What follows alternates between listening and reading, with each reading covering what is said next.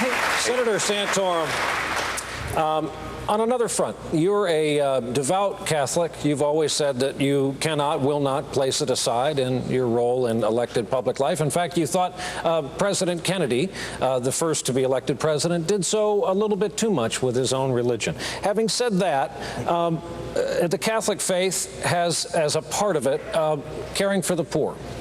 1 in 7 people in this country now qualifies as poor. Where do the poor come in?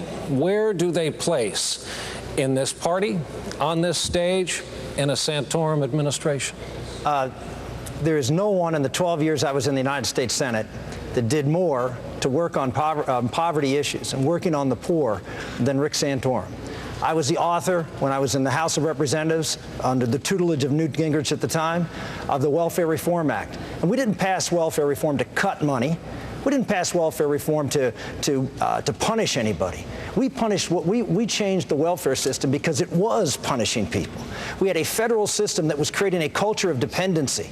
And we went out and talked to the American public and said, trust us to end this federal entitlement, put a work requirement in place, put a time limit on welfare, give the flexibility to the states with a block grant, and we will transform this system from a dependency system to a transitional system. And it worked.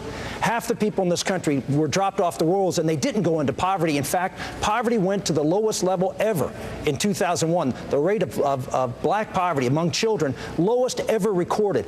Working women who were never married went to the highest level, increased by 50%. We transformed the welfare system because we believed in the dignity of every human person to be able to provide for themselves. We believed in bottom up, not top down. We need to do the same thing with food stamps. We need to do the same thing with housing programs. All of these other means test and entitlement programs that are creating a culture of dependency have to be changed, not to save money, but to save people's lives. Time, Senator. And Governor Perry, a somewhat related question. I'll quote the Pew Research Center. They recently found white households have 20 times the median wealth of black households in the United States. How would you address that question, that problem, as president? Let me just respond to the last individual where he talked about transitioning this program. Let me tell you what the best thing that we can do in this country for those who need help is to create an economy where people know that they work hard and they can have a job and they can best take care of their family, not government. That's what we need to be doing in this country. And that's true whether you're Hispanic or African American or Asian or Anglo. We need to get focused in this country on creating an environment where the small businessmen and women know that when they risk their capital, they've got an opportunity to have a return on that investment. That is the most matter of fact, John Kennedy said that the most powerful welfare reform program was a job, and that's what we need to get focused on in this country today. We're going to take some questions that have come into us via Twitter. John? Thank you. These are questions that came to us. We invited questions to Politico. Thousands came in. One of them, I'll ask you, Governor Romney, referring to Congresswoman Bachmann's promise to get gas, if she becomes president, to down to $2 a gallon. Do you agree that a president realistically can do anything about gas prices in the free market? Well, what the president can do is make sure that we stop sending about $500 billion a year outside our country, in many cases to nations that are not real friendly with ours, to buy energy from other people. We are an energy-rich nation, and we're living like an energy-poor nation, and that can't go on. So we've got to develop our oil, our gas, our coal resources, our clean coal, our nuclear power, and of course our renewable resources as well. If we develop those resources and we use our capacity to generate that energy in a wise way, we can have an impact on global energy prices. Can we get it down to $2? I'm not going to make that prediction, but I can tell you we can become energy secure, and we can create jobs right here in the United States by developing our own energy resources. And this president blocking offshore drilling stopping the capacity to build new coal plants. This president having held up nuclear plants and not developing the Marcellus shale gas and other shale oil around this country. He's just strangling America's economy. It's keeping Americans from working. He keeps talking about green jobs. Where are they? Let's have real jobs. We can have energy jobs. Let's get that done. And if I'm president, I'm making that happen on day one. Governor, time. Congresswoman Bachmann, why don't we hear from you on that? It's your plan. Energy is one of the greatest opportunities for job creation that we have in the United States. We just learned today that if the federal government would pull back on all of their regulatory restrictions on American energy production, we could see 1.2 million jobs created in the United States. We could also see created over 50% more American energy production, and we could also see $800 billion more revenue coming into the United States government. Don't forget, the day that President Obama took office, gasoline was $1.79 a gallon. It's entirely possible for us to get back to inexpensive energy. The problem is energy is too high. Let's have a goal of bringing it down, because every time gasoline increases 10 cents a gallon, that's $14 billion in economic activity that every American has taken out of their pockets. This is a great solution, and this is the place to start with American job creation. John. Governor Huntsman, everybody would like $2 gas, but is it realistic for a president to promise that? Of course not. We live in the free market economy. I'm not sure that dictating prices is going to get you anywhere. But let's face the reality of where we are. This is a perfect example of where presidential leadership matters. To have a president who would actually walk out from behind the teleprompter, get out of the way, speak from your heart and soul. Just tell us about where you want this country to go in terms of what we have in such great abundance. Tell us where we think we can find that which we have and convert it into jobs and expanding our industrial base, and reminding the American people that they're not paying $4 per gallon for gas. When you add up the cost of troop deployments, when you add up the cost of keeping the sea lanes open for the importation of imported oil, the bulking, distribution, and terminaling costs, it's $13 a gallon, so says the Milken Institute. And I say the American people have had enough. We need a president who's going to provide a little bit of leadership in giving us some direction and opening up the opportunities. We don't. Thank you. Congressman Paul, another question from a Politico reader. Do you advocate getting rid of the minimum wage? Would that create more jobs? Absolutely, and it would help the poor, the people who need a job. The minimum wage is a mandate. We're against mandates, so why should we have it? No, it would be very beneficial. But I was trying to get your attention a little while ago. There's 8 of us up here. I'm a physician, but you sure weren't going to ask me any medical questions. But I would like to address that just a little bit. First off, you know, the governor of Texas criticized the governor of Massachusetts for RomneyCare, but he wrote a really fancy letter supporting Hillary Care, so we probably ought to ask him about that. But mandates, that's what the whole society is about. That's what we do all the time. That's what government does. Mandate, mandate, mandate. And what we talk so much about the Obama mandate, which is very important, but what about Medicare? Isn't that a mandate? Everything we do is a mandate. So this is why you have to look at this at the cause of liberty. We don't need the government running our lives. And I do want to address the subject of $2 oil or gasoline, because I can do much better than that. I can get you a gallon of gasoline for a dime. Time. Thank you, Congressman. Well, now I got to finish the sentence. You didn't give me time before. I can These get are you rules that all of you agreed to that Brian and I will try Let's hear that, yeah. Finish the sentence or you're all done. Okay, I'm going to finish the sentence then. Please. Okay, you can buy a gallon of gasoline today for a silver dime. A silver dime is worth $3.50. It's all about inflation and Good. too Thank many you, sir. regulations. Now, Governor Perry, I saw you nod your head. John. I saw you nod your head, Governor Perry, at the answer on the minimum wage that would create jobs. Do you agree with that? I actually was nodding my head when he said that I wrote a letter to Hillary, and we were hoping Okay, that she have would it be back. able to come up with something that would not leave the agricultural men and women, because I was the agriculture commissioner at that particular point in time. We had no idea it was going to be the monstrosity that's known as Hillary Care. Speaking of letters, I was more interested in the one that you wrote to Ronald Reagan back and said, I'm going to quit the party because of the things you believe in. Oh, I need an answer on that. It had... You've got a 30-second rebuttal, Your Congressman. time. I strongly supported Ronald Reagan. I was one of 4 in Texas, one of 4 members of Congress that supported Reagan in '76. And I supported him all along. And I supported all his issues and all his programs.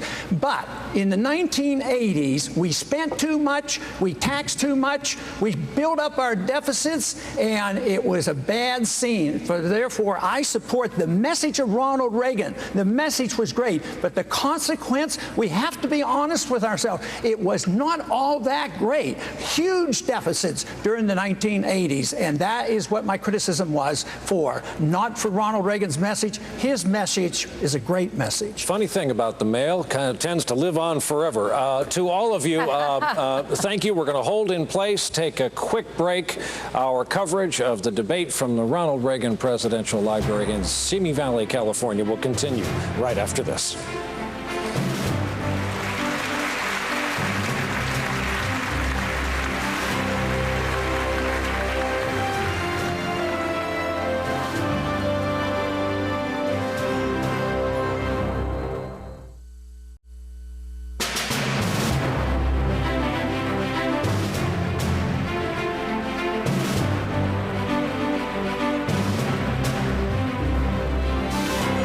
Back. Our live coverage continues of the GOP debate here tonight. Simi Valley, California, at the Ronald Reagan Presidential Library beneath the huge Air Force One Boeing 707. I'm with John Harris of the website Politico, and we would be remiss, of course, any gathering in this space would, without a mention, perhaps a short tribute to one of the most important people here tonight.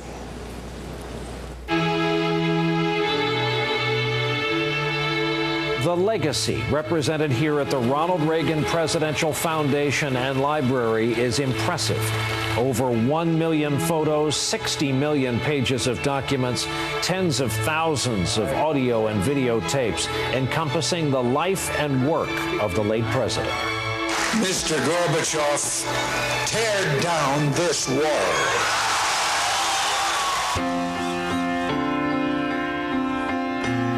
But even this great place can't evoke the full magnitude and spirit of Ronald Reagan's life like his partner.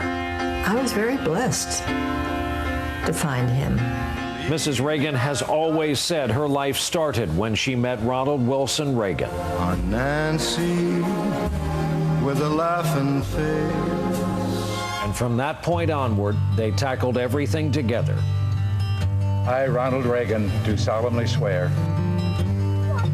All along, Mrs. Reagan was his advisor and champion-in-chief. Their love for one another was an enduring image at the White House. That bond would sustain them through the unthinkable. Though forever shaken, the work of the nation went on. Mrs. Reagan decided to dedicate herself to the Just Say No campaign. If you're ever offered drugs, please, please, just say no. It was with great dignity and grace that President Reagan announced in 1994 he'd been diagnosed with Alzheimer's. Each day brings another reminder of this very long goodbye. Since saying farewell to her companion of over 50 years back in 2004, Mrs. Reagan has stayed active in public life, advocating for stem cell research and devoting herself to the celebration of her husband's life and his lasting legacy.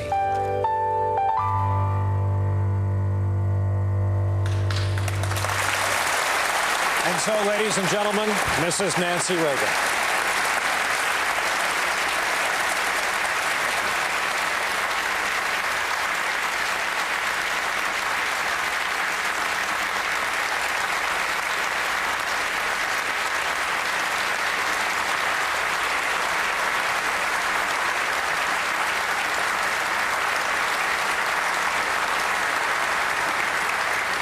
The questioning continues. John Harris.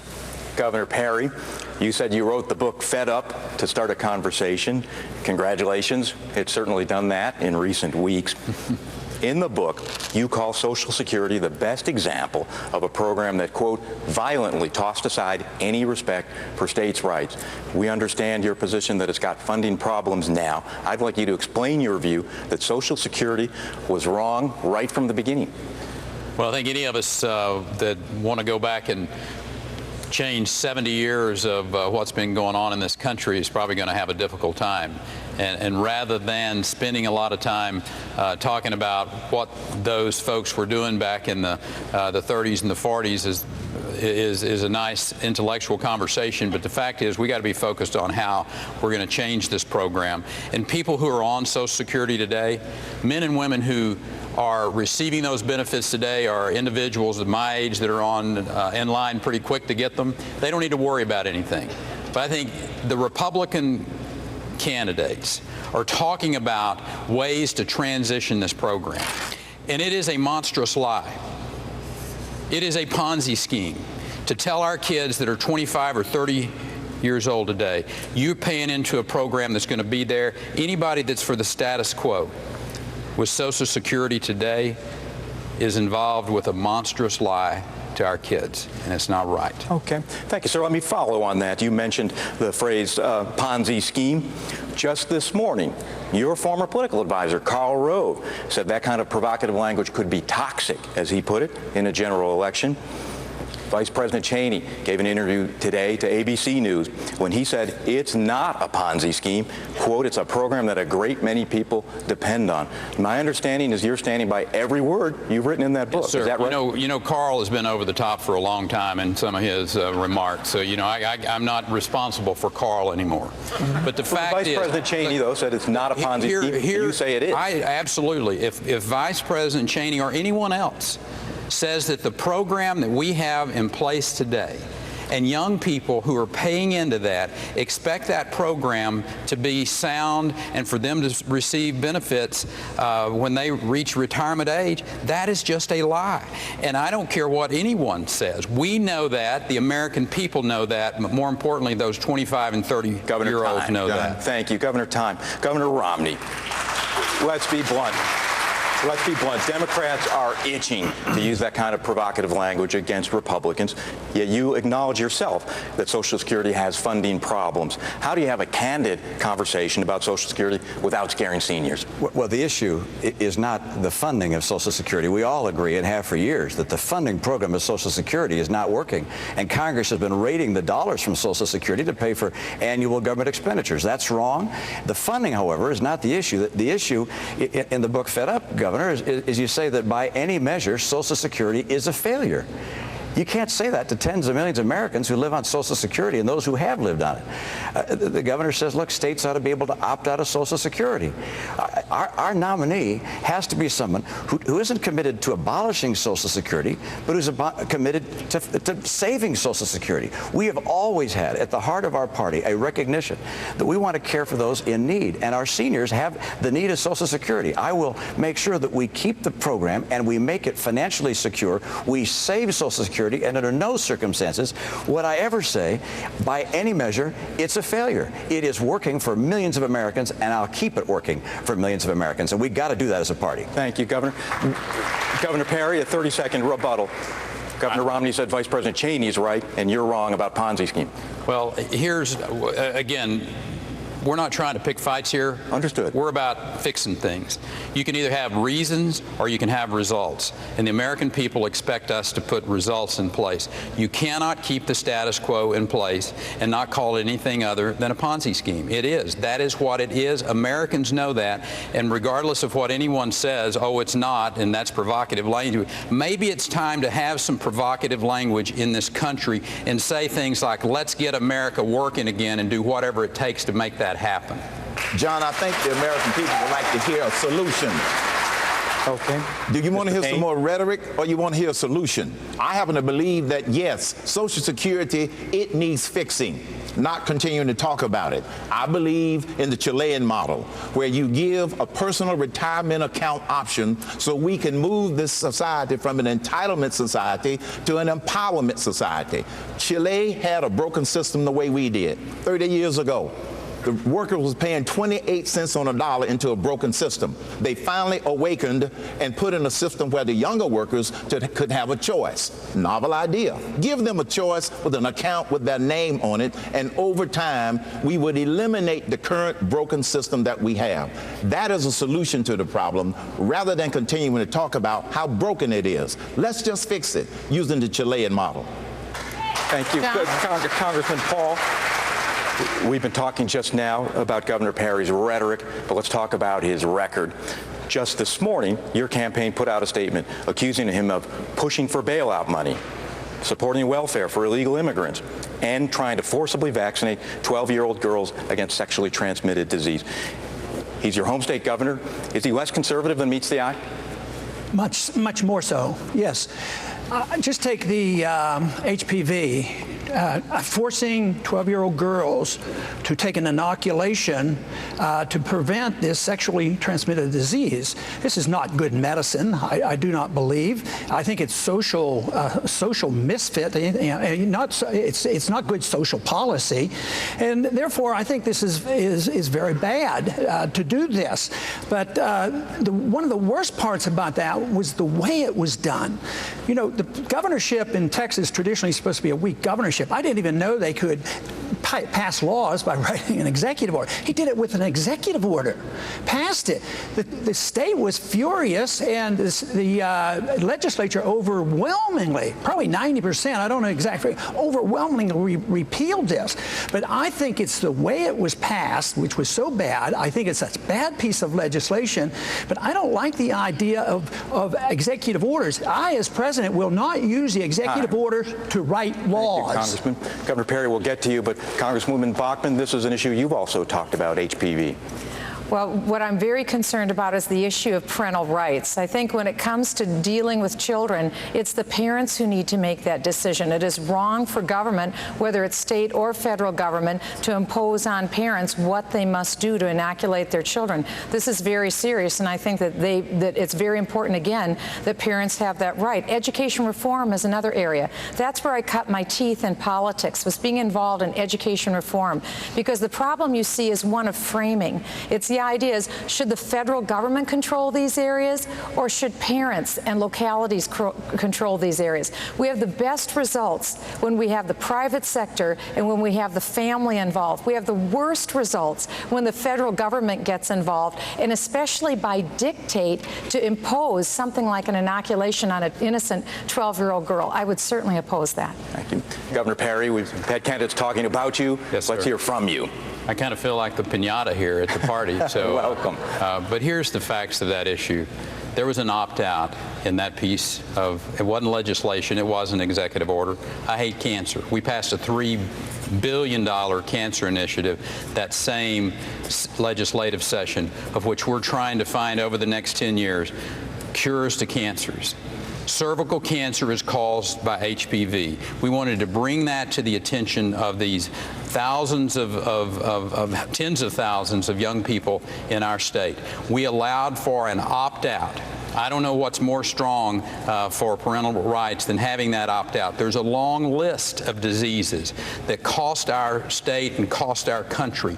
It was on that list. Now, did we handle it right? Should we have talked to the legislature first before we did it? Probably so. But at the end of the day, I will always err on the side of saving lives. Yes, sir. Senator Santorum, one final note on this book, Fed Up. Governor Perry says in his book that it was, quote, unprincipled for Republicans to vote in favor of creating the Department of Homeland Security. You were one of those Republicans who voted yes. Respond. We created the Department of Homeland Security because there was a complete mess in the internal in protecting our country. We had all sorts of agencies that had conflicting authority.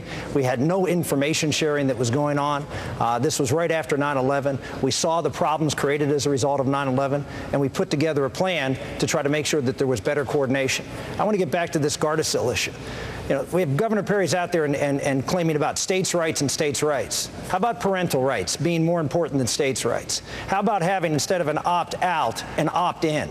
If you really cared, you could make the case instead of forcing me as a parent, and I have 7 children too. The wide receivers here have on the ends here have 7 children each.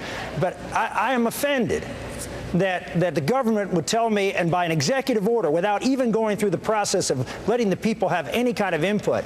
I would expect this from President Obama. I would not expect this from someone who's calling himself a conservative governor.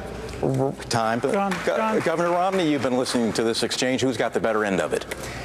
You know, I believe in parental rights and parental responsibility for our kids.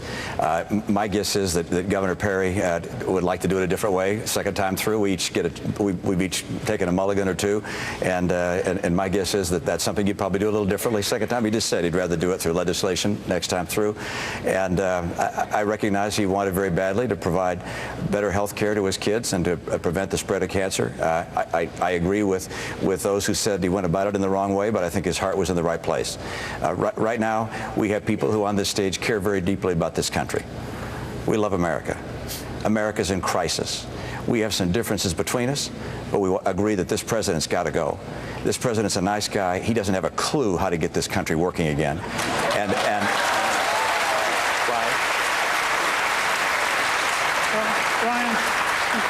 Speaker Gingrich, 30 seconds. I have another line of questioning. Go ahead. Yeah, I just want to go back, Frank, to the Homeland Security question, because it's important for us to confront this.